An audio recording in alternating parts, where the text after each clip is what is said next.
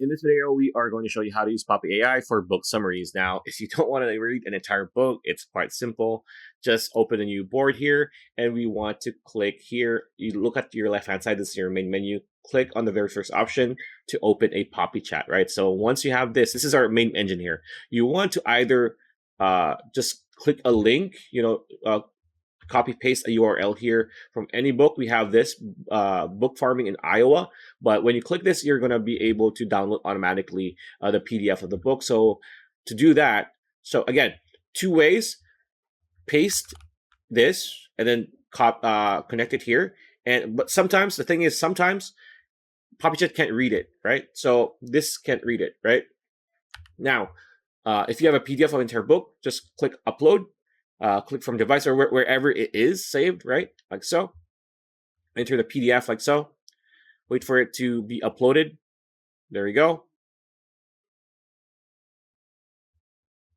Click done. And now we have the entire PDF extracting text. So just let's wait for it to extract the entire text so our Poppy chat can read it.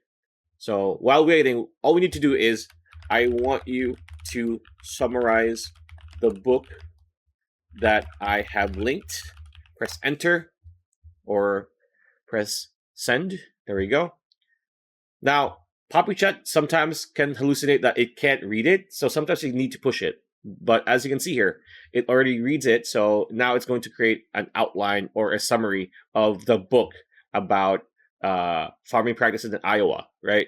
So once it's done, you'll be able to just copy it, right? So there's gonna be an option to copy here on the bottom of the screen, right? So that is how you summarize, any book actually from Poppy AI.